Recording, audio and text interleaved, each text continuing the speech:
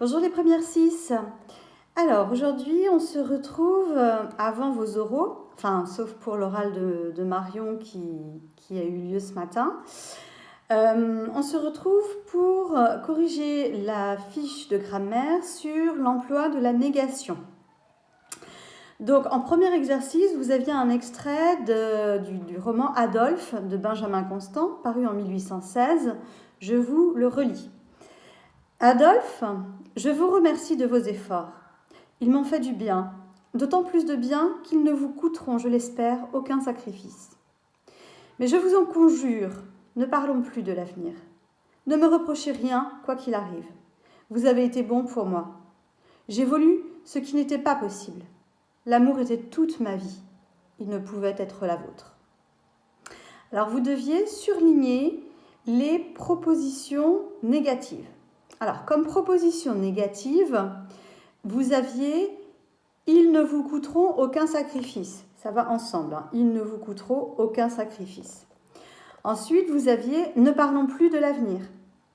Vous aviez « ne vous reprochez rien », ce qui n'était pas possible, et « il ne pouvait être la vôtre ».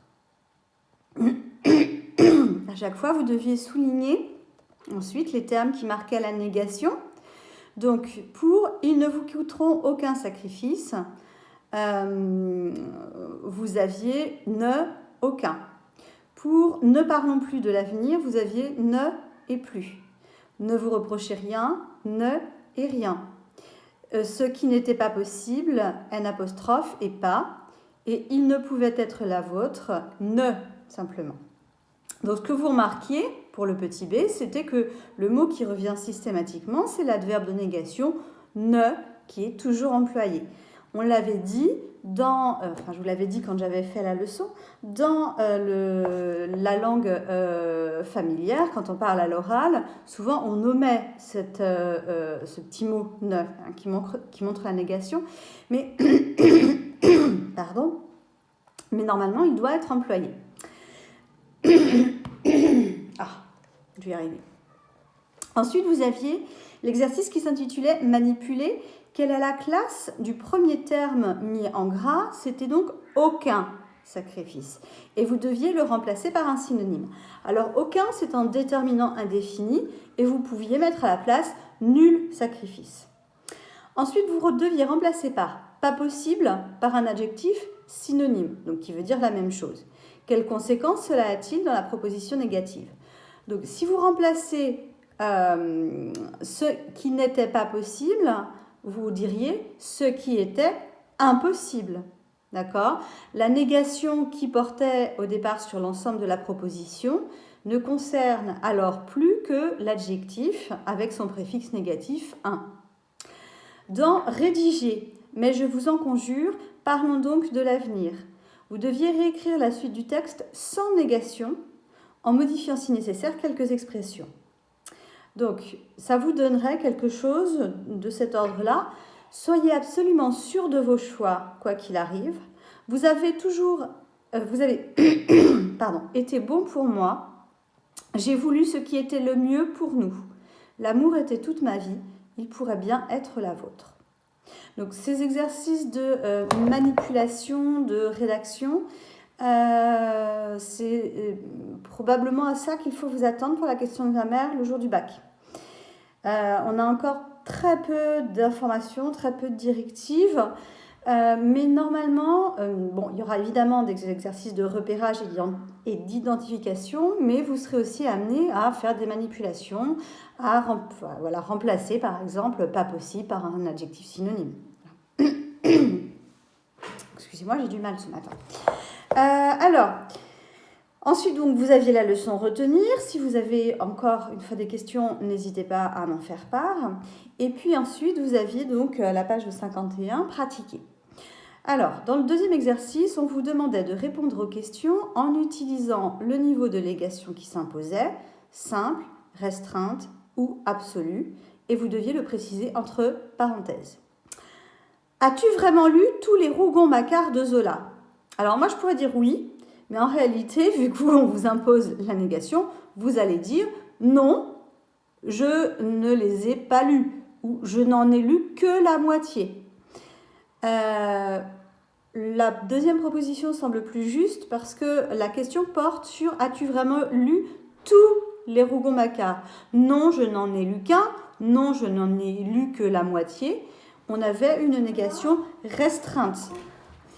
Je fais une petite pause. Écoute Thomas, je suis en train de travailler là, tu n'auras pas remarqué. Voilà, hop.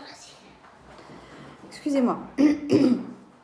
Deuxième phrase, est-ce plausible que l'on ait retrouvé un manuscrit de Rimbaud datant de sa 30e année?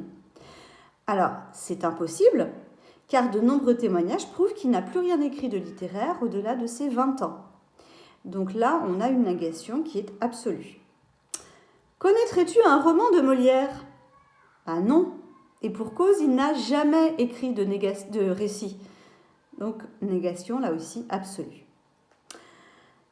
Exercice 3, vous aviez un extrait de Cyrano de Bergerac, que je vous relis. « Je ne vois point de merveille en cette aventure, me dit-il, car l'aimant, poussé qu'il était en l'air, attirait le fer droit à soi. Et par conséquent, il était impossible que je montasse jamais à côté. Je vous confesserai bien que, tenant ma boule à la main, je ne laissais pas de monter, parce que le chariot courait toujours à l'aimant que je tenais au-dessus de lui. » Alors, vous deviez surligner les expressions de la négation.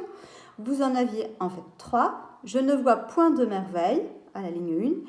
Il était impossible, à la ligne 3.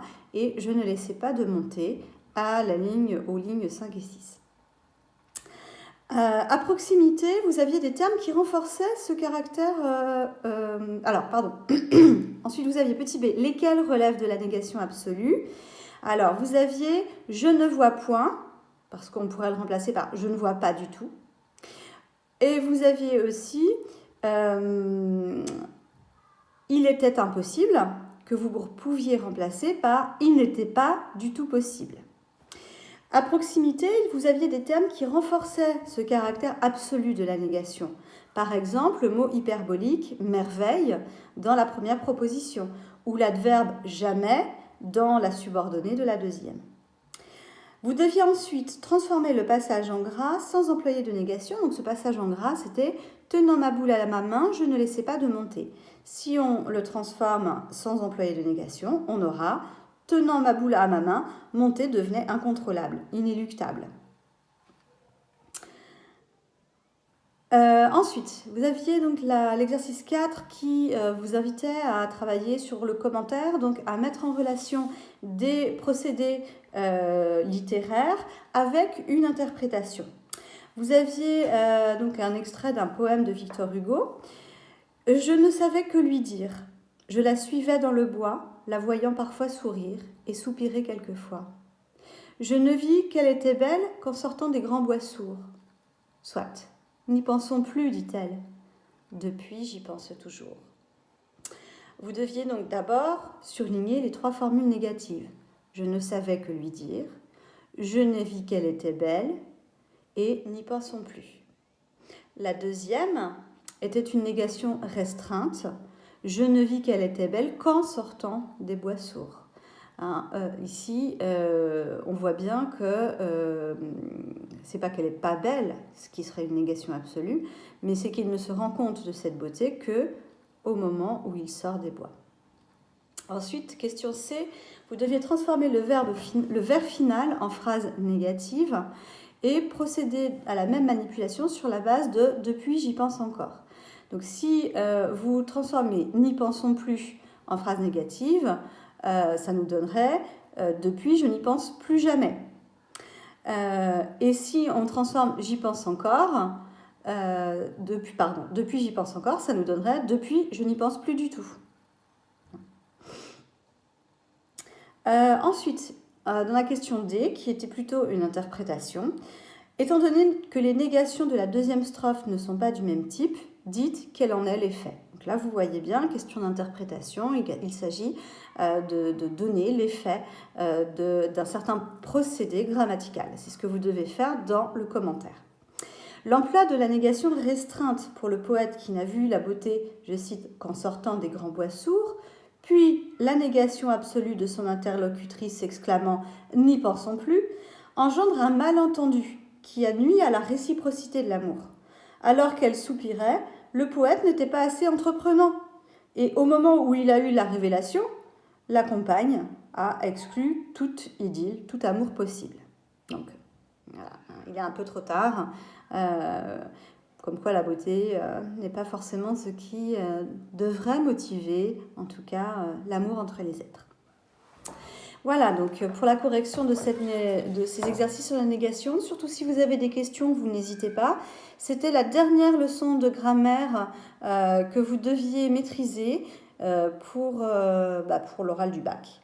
Donc vous serez amené, lorsque nous allons nous voir sur Skype, à répondre à des questions également sur la négation. Mais je vous le rappelle, vous aviez aussi sur les subordonnés, par exemple, où vous devez être capable de repérer des subordonnées relatives, des subordonnées circonstancielles de cause, de conséquence, de but, etc. Et vous devez aussi être capable de repérer les paroles rapportées directement, indirectement.